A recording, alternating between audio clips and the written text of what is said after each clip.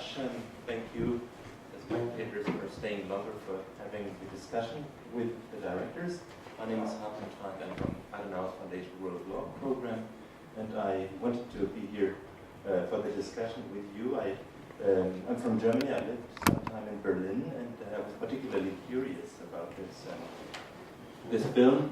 And as an introduction, maybe I share with you my observations, and then we open the floor for the questions. So we've seen a film which goes relatively slow, which allows contemplations not only after the film, but already, during the film as it develops.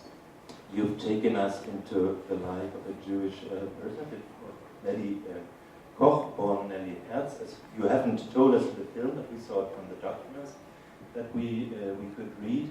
And then basically we've seen three things at a time. We've seen a quite detailed inventory of the possessions that vanished from the family's belongings, and we know where because of all the details. We've also seen a tour through Berlin, which no longer exists, as it has said so many times in the film, because of the buildings are no longer there.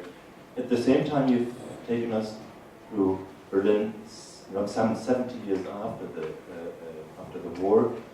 We've seen many ordinary places. We've seen the places, addresses where people, where things happened, and where people who bought the possessions in this auction had lived afterwards.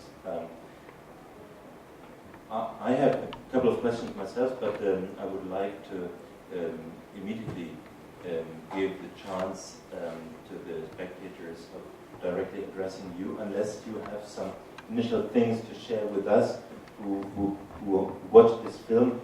For you, it's both of you, it's the second time in Bucharest, because last night there was a screening already, and we have a different auditorium here tonight, so forgive us if some questions come for the second time.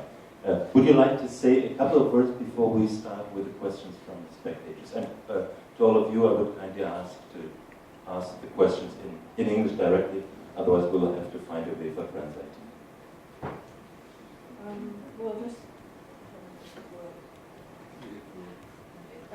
Just to comment on what you said about the fact that Nelly Koch isn't actually mentioned, and also we don't mention dates. I mean, you can maybe see one or two in the documents, but I mean that's the idea of this, was to make the film kind of more universal, so that you might reflect on any other things that are similar and related or more contemporary, that's similar kinds of events. You can't hear. Okay, so shall I repeat? Yeah, it was just to say that the reason that we didn't include dates and but also the name of Nelly Koch, she's not actually mentioned, except you can see her name in some documents. It was to make the film sort of more universal, so that it resonates maybe with other events today, and events, well, whatever. There are plenty of horrors now and in the past. Thank you. And with this, we open the floor. If there's any questions. Hello, and thank you for this film, first of all, and welcome to Romania, welcome to Bucharest. For me, it was more like a game of memory, almost mathematical in its process of screening and this time lapse between Berlin and London. I was just curious about the process, your process of selecting and making a whole, inventory of images, editing, cutting this movie together. Can you tell us, please, more about that? How it was done? Thank you. That's right. I think not?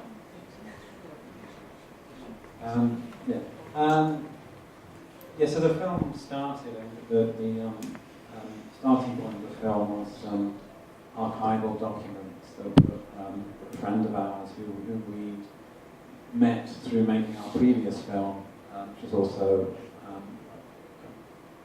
on a topic related to related to another member of Anthea's family. So there's a continuity in a way in the two films that they both engage with the past of this family and what happened to the two members of that family, the family itself during the Nazi period. And so we met this person during the making of that film, and he became interested in Anthea's family, and he found some archival documents that then became the source for this film. So I suppose we were initially responding to those documents, and I think the way we work is quite intuitive. We don't sort of devise a shooting script or anything like that. So we begin, or I suppose we began with the documents that in a way gave us a sort of shooting script, particularly the auction documents, because it listed the names and addresses of the people that bought things at the auction. So for one of the main sections of the film, it became a process of just going to those addresses and simply filming what was there. So it was a kind of natural process to follow. On location. Yeah, to go to those locations, and that's where this phrase "in a building that no longer exists" becomes so prominent, because quite often when we went to these places, the original building was no longer there.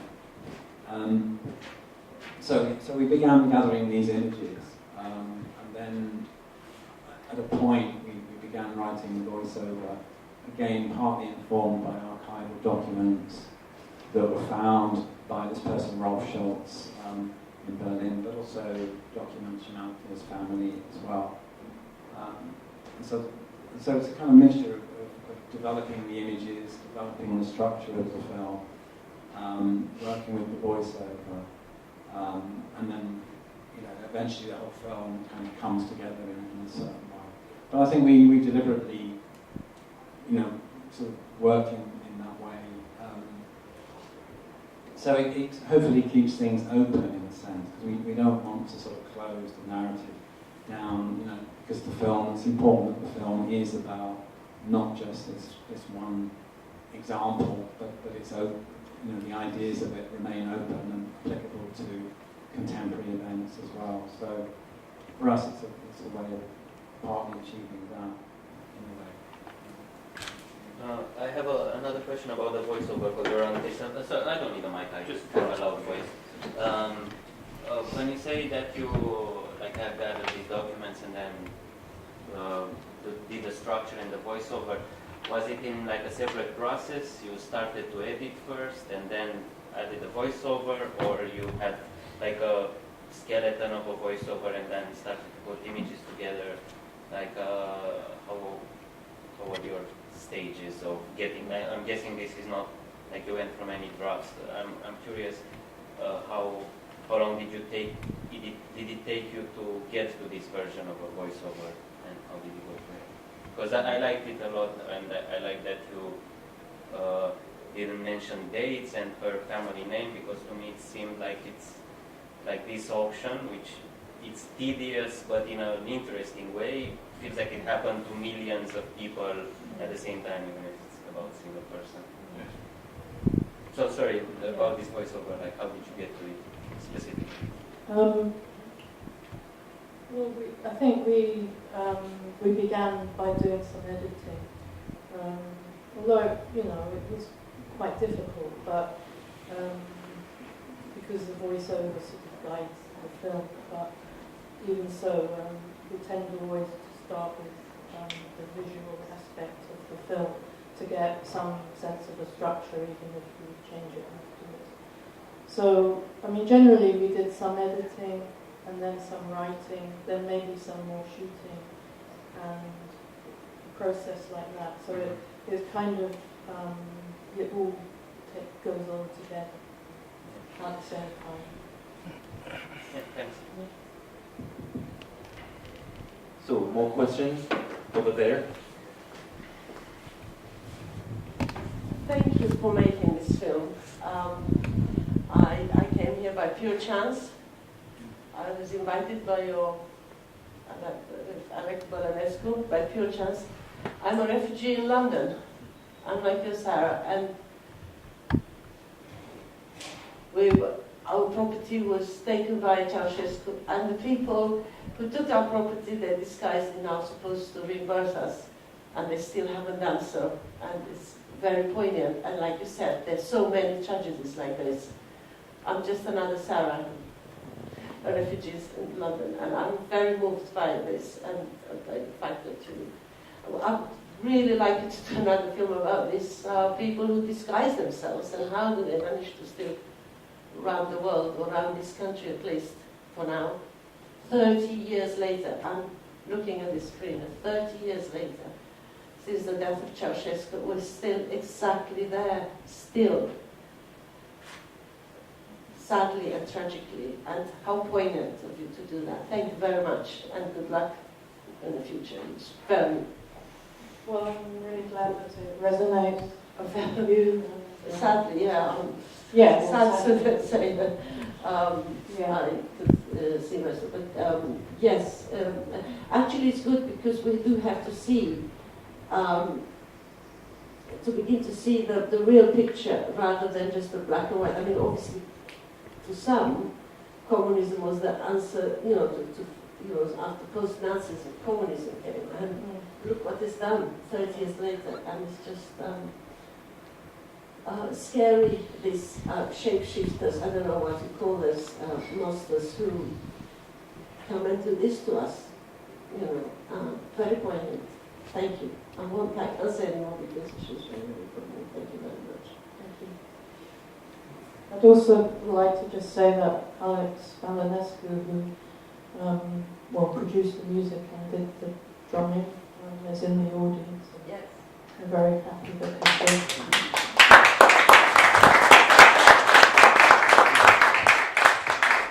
I stayed here since there is another question. Yes.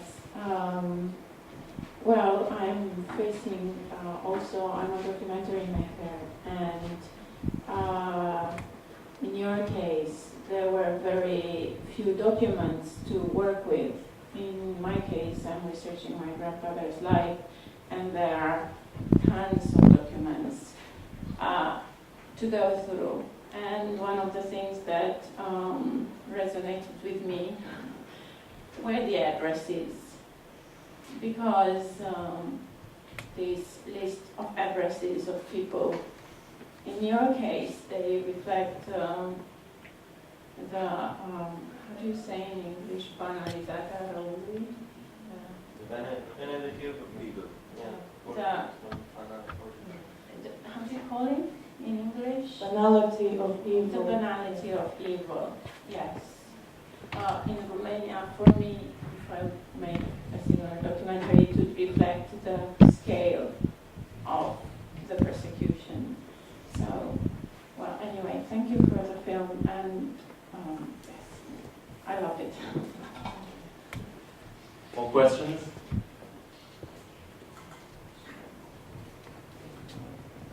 Remarks? Want to share your impressions, feelings?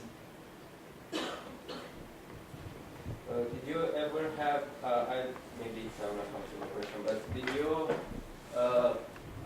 one thing I've noticed is all these German names and the regular citizens, an optician, factory worker, or from all facets of German life, life in Berlin. Did you intend also to be an indictment somehow of people who are complicit and profiting from this as a nation? Like Germany in this period of the 1930s.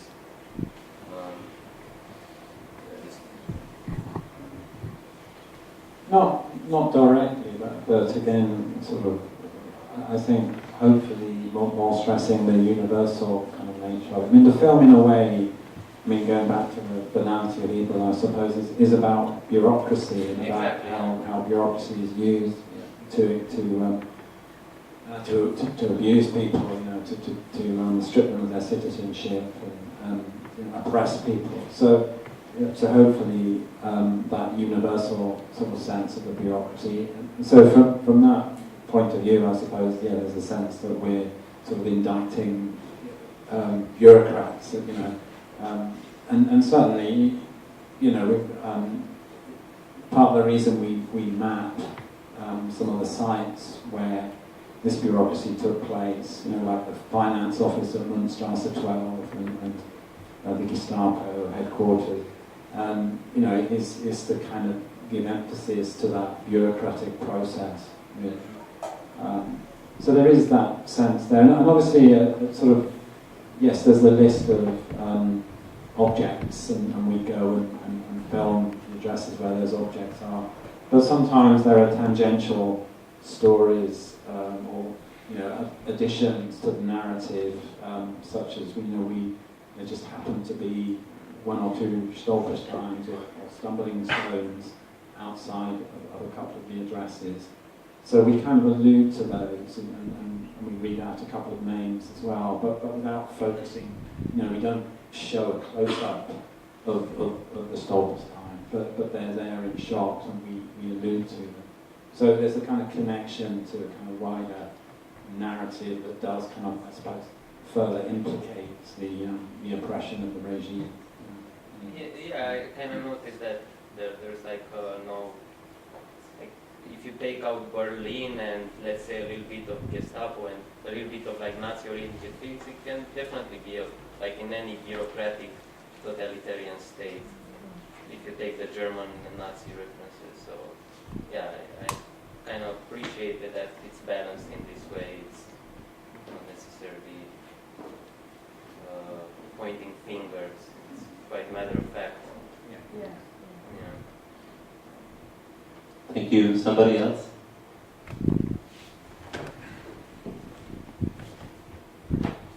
Thank you for the film. For me, it was very interesting to see how Sarah was forced to build her Jewish identity during all this period, during her life, during the Nazi regime. But even more interesting for me now is to see how now your film helps to build modern identity of refugee. After your question, I see this double level of the narration. First is building the identity of Sarah, of Jews, and today also helps to build new identity with Ceausescu, a refugee in London. I found it just fascinating. Actually, the land that was confiscated from my family that Ceausescu built arms. They paid for the war with confiscated goods, and on our land they built a factory. We could call it the clock factory, where they were making machine guns. Extraordinary. So it really runs up. Sorry, thank you. Sorry.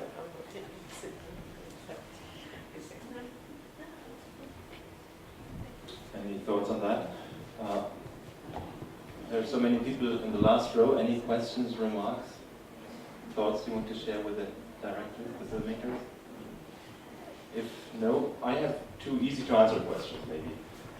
You've decided to, from the many things from the inventory, to use the four parts of the folding screen. Is there a particular reason why you chose that? And then also just curious, because we've seen Berlin in summer and winter. All in all, how long did it take you to do all the shootings for this documentary?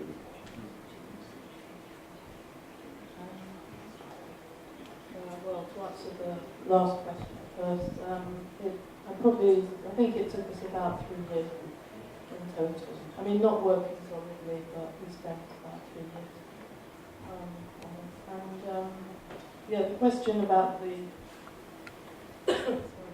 folding screen. I think, we chose that because, one reason is because of the structure of the screen and the way a screen revealed and concealed. things, which is maybe what's happening in the film. And yeah, I mean, the film's also in part, so I don't know how many, if it's four. So yeah, it's just kind of loosely sort of related to the structure of the film. And we kind of like how it sounds as well. In English, I don't know how it sounds translated in English. In Romanian, I don't know. In German, it's Spanische Wand, Spanish Yeah, wall, as you yeah, have seen. yeah. How's it in Romanian?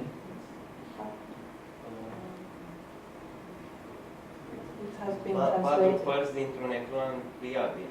Yeah. I think that was in the catalog. in the Yeah, catalog. yeah.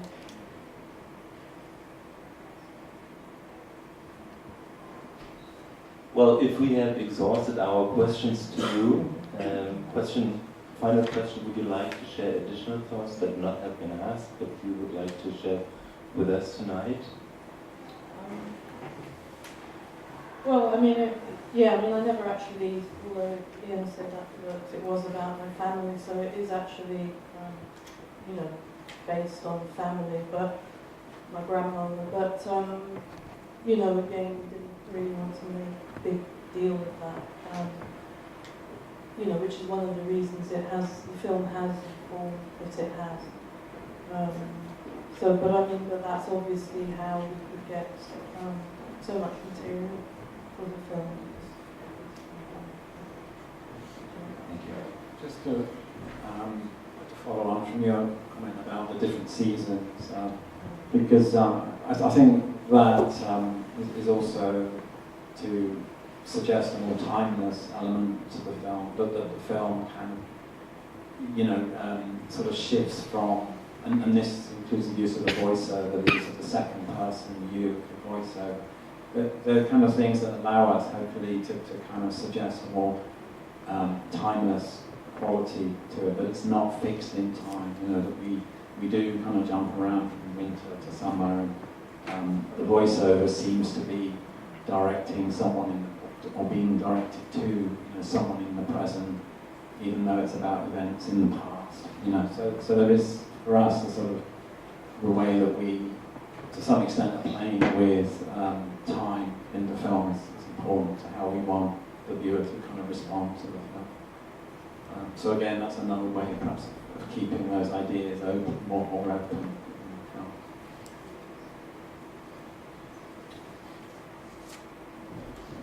Ian, Anthea, thank you very much. Again, the war. Thank you. Thank you.